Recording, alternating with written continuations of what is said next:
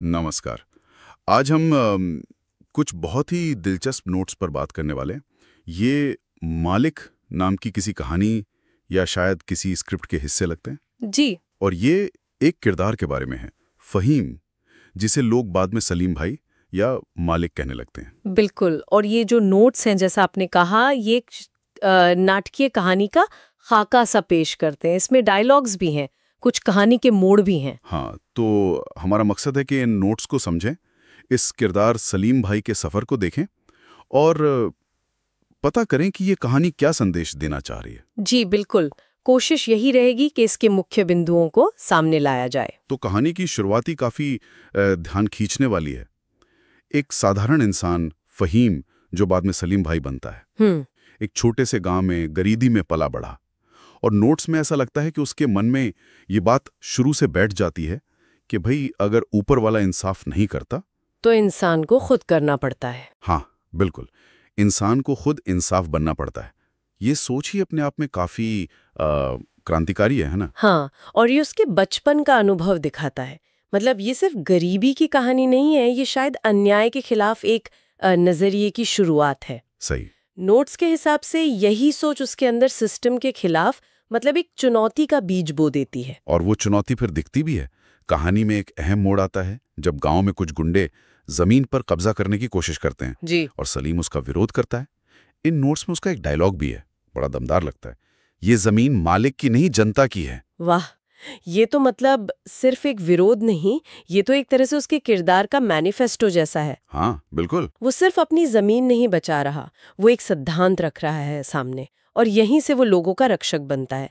लेकिन नोट्स में ये भी लिखा है कि वो दुश्मन भी बनता है। हाँ, उन लोगों का दुश्मन जो कुर्सी से प्यार करते हैं, काम से नहीं। ये लाइन भी नोट्स में है। अच्छा, तो मतलब उसका संघर्ष सिर्फ गुंडों से नहीं था, बल्कि सत्ता की जो मानसिकता है उससे भी था। सही कहा। और जैसे जैसे उसका कद बढ़ता है, कहानी दिखाती है कि राजनीति भी इसमें शामिल हो जाती है। जाहिर है। नोट्स बताते हैं कि जो राजनीतिक ताकतें हैं वो उसे गुंडा करार देती हैं। और तर्क ये दिया जाता है कि भाई देश तो कानून से चलता है, गुंडों से नहीं। ये तो क्लासिक टकराव है, व्यक्ति बनाम व्यवस्था। लेकिन यहाँ ये देखना दिलचस्प होगा कि क्या नोट्स सिर्फ व्यवस्था पर सवाल उठाते हैं या सलीम भाई के तरीकों पर भी। हाँ बिल्कुल। क्या उसके तरीकों पर कोई सवाल उठाया गया है? अक्सर ऐसी कहानियों में हीरो के आदर्श और उसके तरीकों में एक टेंशन होती है। ये अच्छा पॉइंट है। हालांकि इन शुरुआती नोट्स में तो सलीम ज्यादातर एक हीरो की तरह ही दिख रहा है, जुल्म के खिलाफ खड़ा होने वाला। लेकिन हाँ, ये जरूर दिखता है कि कैसे व्यवस्था का विरोध करने वाले को अपराधी बनाने की कोशिश होती है। जी, और ये संघर्ष उससे लोगों के करीब लाता है, लेकिन खतरा भी तो बढ़ाता होगा। बिल्कुल। और वो खतरा कहानी के अंत में सामने आता भी है।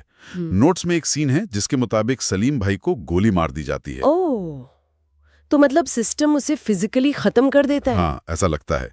लेकिन कहानी वहां खत्म नहीं होती। नोट्स में एक लाइन है, मालिक की जान ली पर उसका नाम जिंदा रह गया। अच्छा, ये तो बहुत पावरफुल है। मतलब मौत अंत नहीं है। हाँ, बल्कि एक नई शुरुआत है। सही कहा। उसकी गैर मौजूदगी शायद उसके विचारों को और फैला देती है। नोट्स में ऐसा कुछ है? जी, नोट्स दिखाते हैं कि लोग अब इंतजार नहीं करते, वो खुद जिम्मेदारी लेने लगते हैं। एक नारा सा उभरता है कि हर घर में एक सलीम भाई होगा। अरे वाह! तो मालिक का आइडिया एक व्यक्ति से बढ़कर एक आंदोलन बन गया। बिल्कुल। और सबसे अहम बात जो इन नोट्स से निकल कर आती है वो है लोगों का संकल्प। क्या? हम मालिक नहीं, खुद जिम्मेदार बनेंगे। ओहो, ये तो पूरी कहानी के टाइटल मालिक को ही एक नया मतलब दे देता है। हाँ, है ना? बिल्कुल। कहानी शायद यही सवाल पूछ रही है कि असली मालिक कौन है? वो जो ताकत से राज करे या वो जो लोगों में जिम्मेदारी का एहसास जगाए?